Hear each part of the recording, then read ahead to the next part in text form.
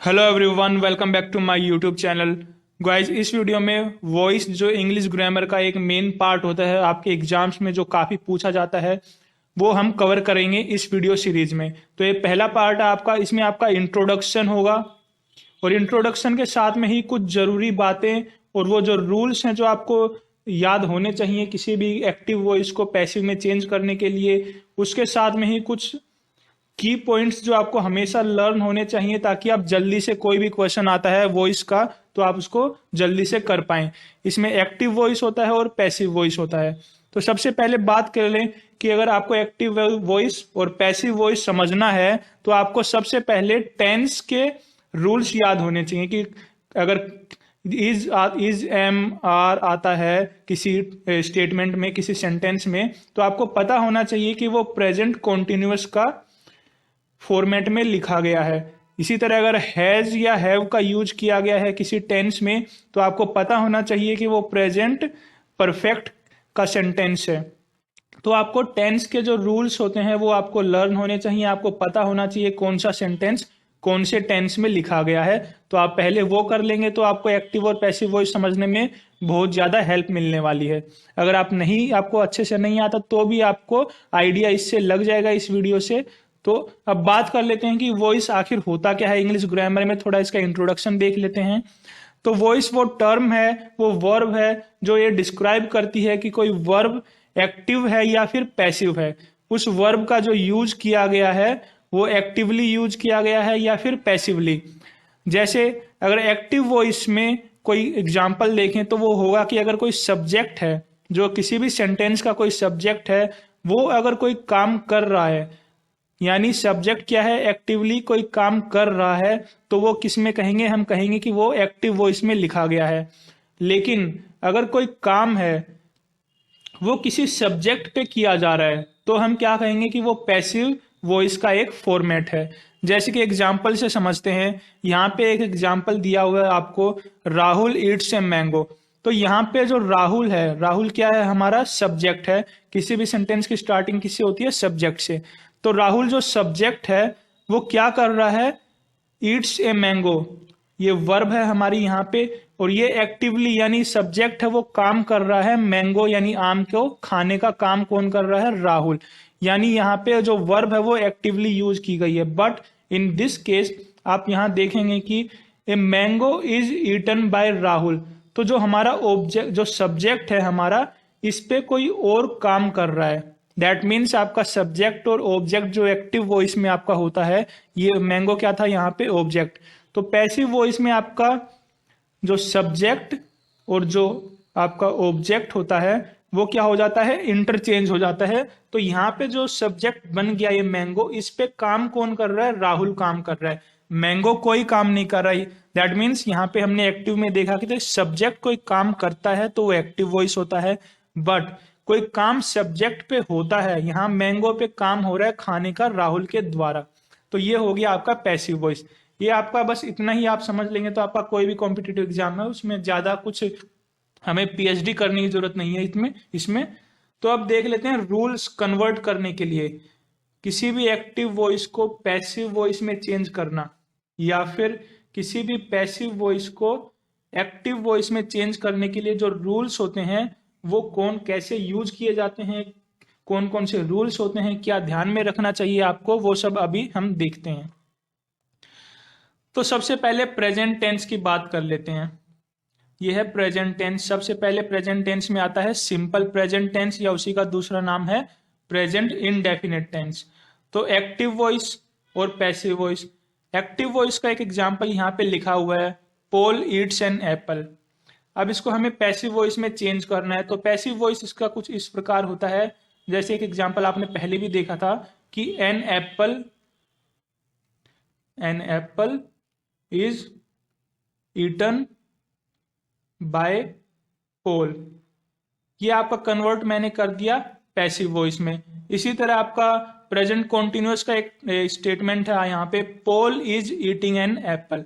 अब आपको पता होना चाहिए कि ये प्रेजेंट कॉन्टिन्यूअस टेंस किस प्रकार हमें पता लगा, क्योंकि यहाँ पे हेल्पिंग वर्ब इज का यूज किया गया, साथ में ही वर्ब की फर्स्ट फॉर्म प्लस आईएनजी का यूज किया गया है।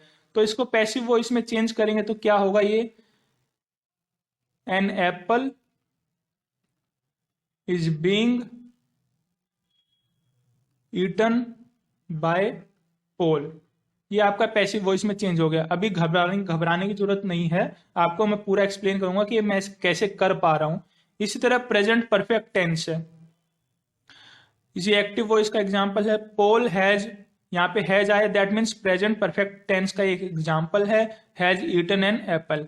इसको पैसिव वॉइस में चेंज करना है, तो कैसे करेंगे? ये हो जाएगा आपका एन एप्पल हैज बीन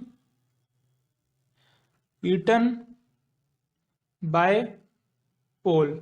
अब आपको ये बात आपने नोटिस करी होगी इन तीनों एग्जाम्पल्स में। जैसे ये हमारा पहला एग्जाम्पल था पोल ईट्स एन एप्पल, ये लिखा हुआ था हमारा सिंपल प्रेजेंट टेंस या फिर प्रेजेंट इंडेफिनिट टेंस।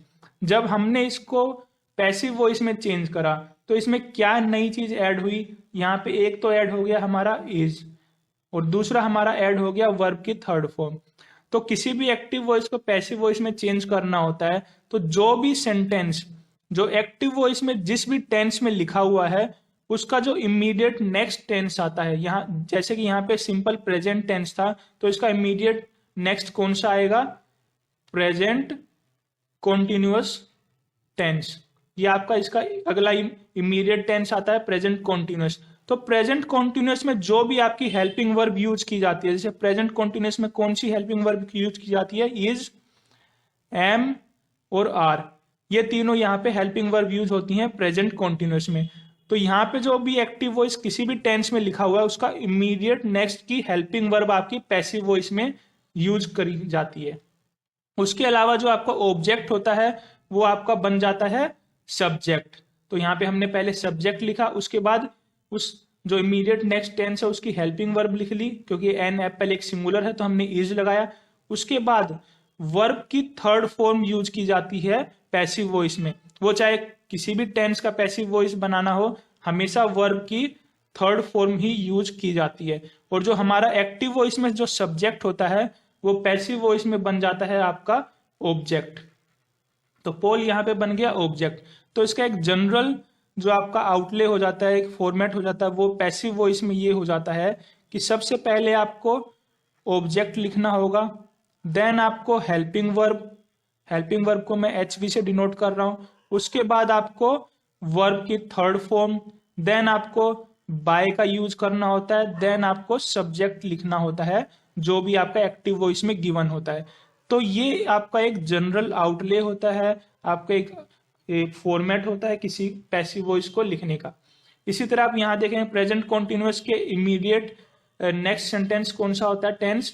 वो होता है आपका प्रेजेंट।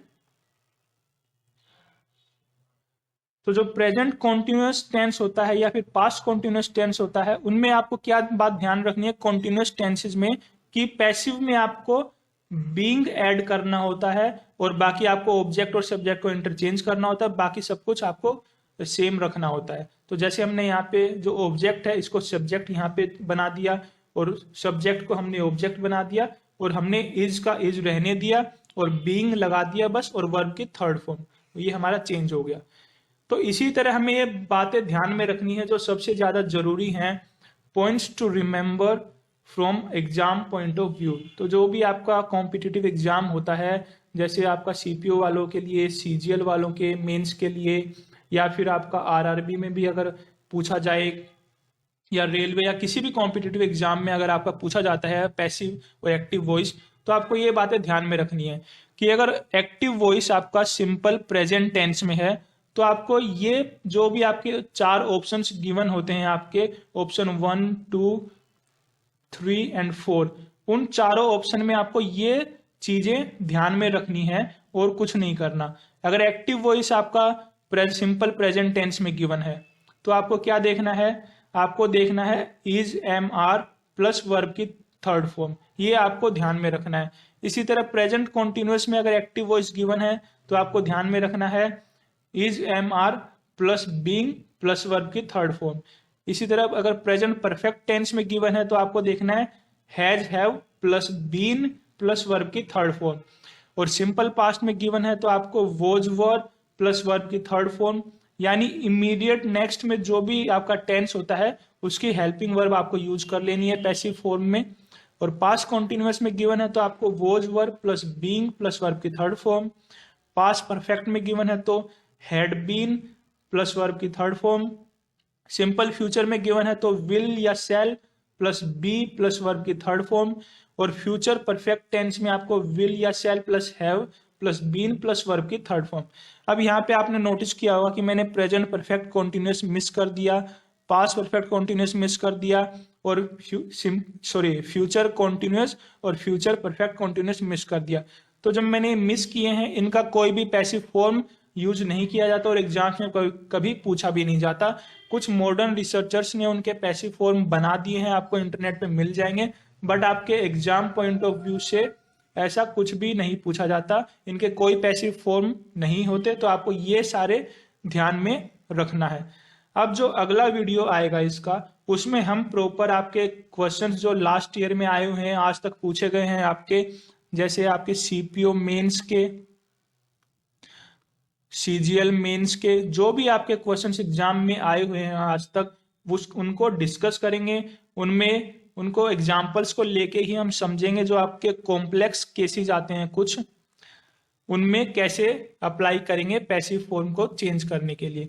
तो बने रहिए हमारे साथ। इस चैनल को आप सब्सक्राइब कर सकते हैं और बेल आइकन को आप प्रेस कर लें ताकि आपको जो नोटिफिकेशन है वो टाइम टू टाइम मिलता रहे जैसे ही वीडियो अपलोड होता है।